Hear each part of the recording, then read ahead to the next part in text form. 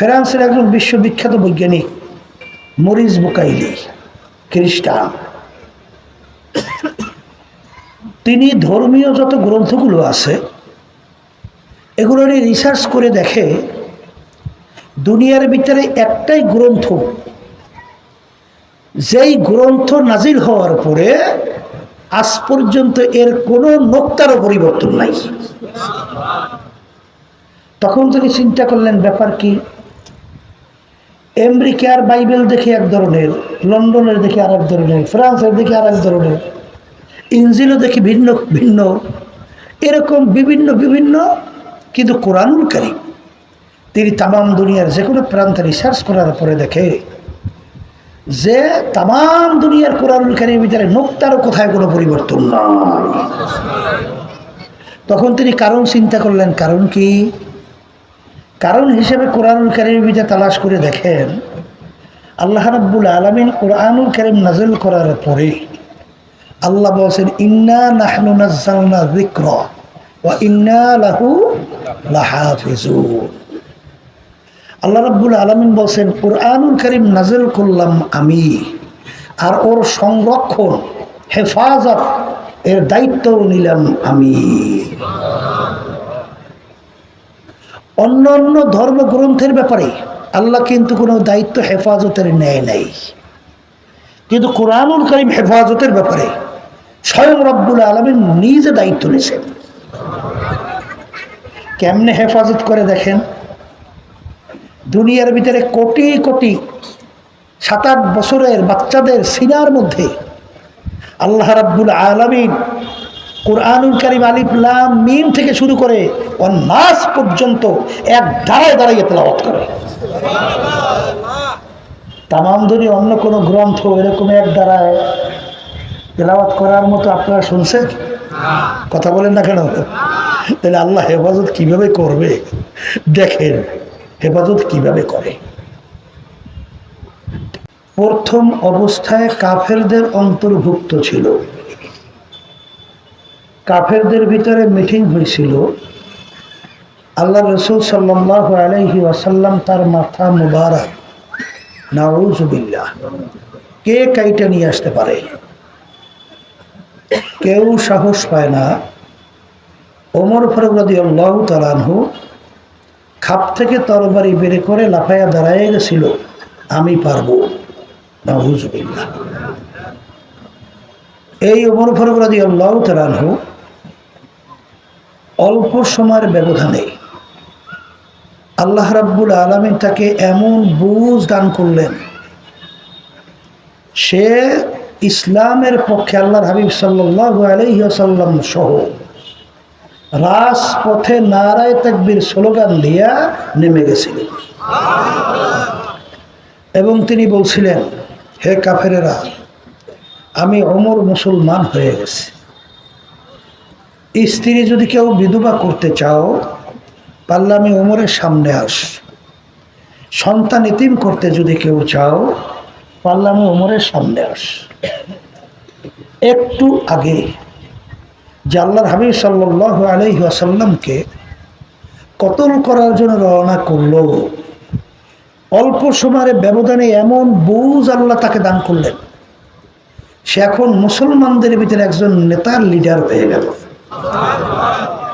কথা ঠিক কিনা? তাহলে বোঝা গেল বুঝ এমন জিনিস যে একটা মানুষের সম্পূর্ণ জীবনের চলার গতি পরিবর্তন হয়ে যায়। কথা ঠিক কিনা? আর বুঝবে কিন্তু যারা মানুষ, আপনার আমার বাড়ির পাশের গোয়াল ঘরের গরুটা কিন্তু যত বুঝান তারা কিন্তু বুঝবে না, কারণ এই বুঝ শক্তি আল্লাহ গরুর ভিতরে ছাগলের ভিতরে দেয় নাই। এই জন্য দেখবেন যারা পাগল তাদের কিন্তু কোনো বিচারও নাই, যাজাও নাই, সাজাও নাই। জজের সামনে যদি কোনো পাগলদার হয় আর যদি আসামি হিসাবে আর যদি প্রমাণিত হয় লোকটা পাগল, কোনো বিচারক তাকে কোনো কি সাজা দেয়? দেয় সাজা? তার চক্ষু আছে না? হাত পাও আছে না, অন্য অন্য সব অঙ্গ প্রত্যঙ্গ আছে না, থাকার পরেও তার কোনো যাজা সাজা নাই। কারণ কি? ওই বুঝ, শক্তি, আকল, জ্ঞান এইটা না থাকার কারণে তার উপরে কোনো যাজাও নাই, সাজাও নাই। কিন্তু বুঝদার যদি কোনো অন্যায় করে তখন জজ কি তাকে আসামিকে ছাড় দেয়? দেয় না। কেন? বলে তুই বুঝে করলি কেন? কথা ঠিক কিনা? তাহলে যাদের আল্লাহ রাব্বুল আলামিন আকল বুঝ দান করছে তাদেরকে সংক্ষেপে বুঝের জন্য দুই একটা কথা বলছি। দুনিয়ার ইতিহাসে একটাই কিতাব যার নাম হলো কোরআনুল কারীম। যেই কিতাবের শুরুতে আল্লাহ রাব্বুল আলামিন চ্যালেঞ্জ হিসেবে বলছেন যালিকাল কিতাব লা রাইবা ফীহি। এই যে কিতাব দেখো, এই কিতাবের ভিতরে ভুল সন্দেহ বলতে কিছু নাই। সবাই বলি সুবহানাল্লাহ। আমাদের পাশের রাষ্ট্র ভারত, শিব শক্তি মহারাজের নাম শুনছেন। 12টা মতো ভাষায় সে পাণ্ডিত্য অর্জন করছিল, কয়েক বিষয়ের উপরে ডক্টরেট ডিগ্রি অর্জন করছিল, হিন্দুদের ধর্মীয় ভগবান ছিল, অক্সফোর্ড বিশ্ববিদ্যালয় সহ পড়াশোনা করছে, অনেক বড় দুনিয়ার দিক থেকে শিক্ষিত,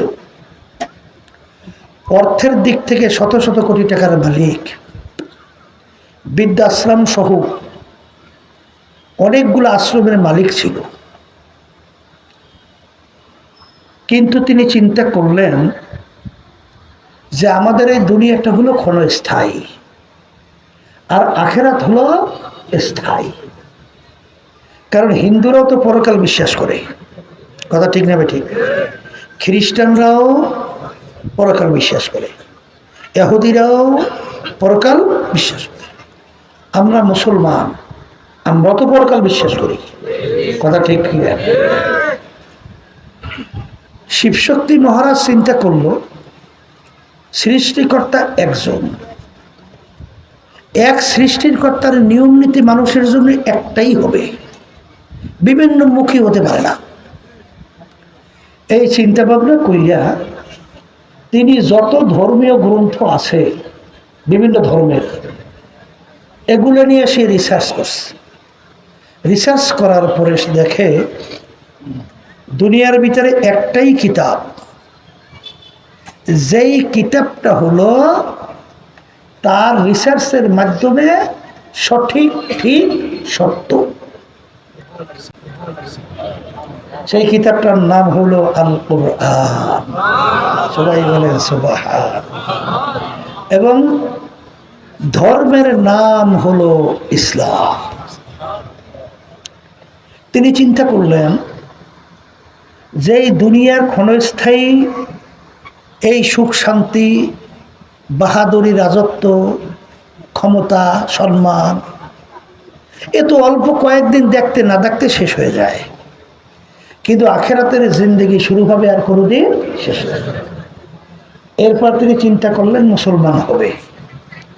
এক পর্যায়ে তিনি রাত্রে ঘুমের ঘরের ভিতরে দেখে সরদার দো জাহান মুহাম্মদুর রাসূলুল্লাহ সাল্লাল্লাহু আলাইহি ওয়াসাল্লাম তার পাশে এসে দাঁড়াই গেছে। আয়েশা বলতেছেন, শিবশক্তি মহারাজ কি চিন্তা করো?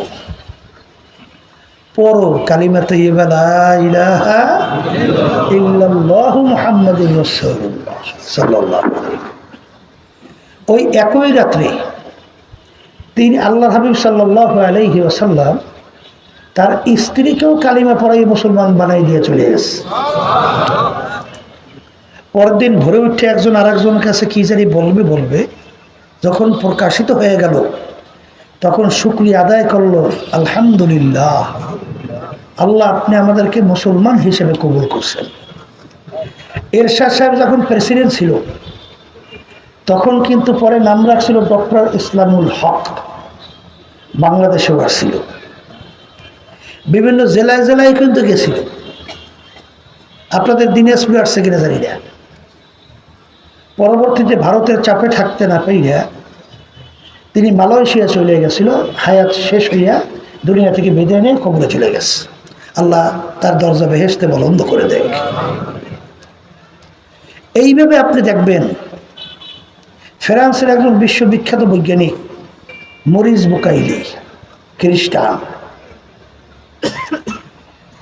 তিনি ধর্মীয় যত গ্রন্থগুলো আছে এগুলো নিয়ে রিসার্চ করে দেখে দুনিয়ার ভিতরে একটাই গ্রন্থ,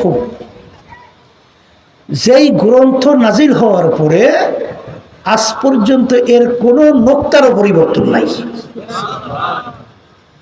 তখন তিনি চিন্তা করলেন ব্যাপার কি, আমেরিকার বাইবেল দেখে এক ধরনের, লন্ডনের দেখে আর এক ধরনের, ফ্রান্সের দেখে আর এক ধরনের, ইনজিলও দেখি ভিন্ন ভিন্ন, এরকম বিভিন্ন বিভিন্ন, কিন্তু কোরআনুল কারীম তিনি তামাম দুনিয়ার যে কোনো প্রান্তে রিসার্চ করার পরে দেখে যে তামাম দুনিয়ার কোরআনুল কারীমের ভিতরে নোক্তারও কোথায় কোনো পরিবর্তন নাই। তখন তিনি কারণ চিন্তা করলেন, কারণ কি? কারণ হিসেবে কোরআনুল কারীমের ভিতরে তালাশ করে দেখেন আল্লাহ রাব্বুল আলামিন কোরআনুল কারীম নাযিল করার পরে আল্লাহ বলেছেন ইন্না নাহনু নাযালনা যিকরা ওয়া ইন্না লাহু লাহাফিজুন। আল্লাহ রাব্বুল আলামিন বলেন কোরআনুল কারীম নাযিল করলাম আমি, আর ওর সংরক্ষণ হেফাজত এর দায়িত্বও নিলাম আমি। অন্য অন্য ধর্মগ্রন্থের ব্যাপারে আল্লাহ কিন্তু কোনো দায়িত্ব হেফাজতের নেয় নাই, কিন্তু কোরআনুল কারীম হেফাজতের ব্যাপারে স্বয়ং রব্বুল আলামিন নিজে দায়িত্ব নিয়েছেন।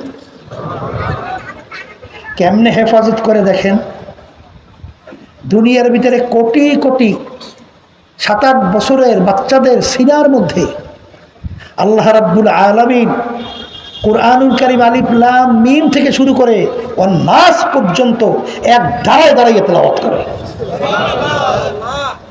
তামাম দুনিয়া অন্য কোনো গ্রন্থ এরকম এক ধারায় তেলাওয়াত করার মতো আপনারা শুনছেন? কথা বলেন না কেন?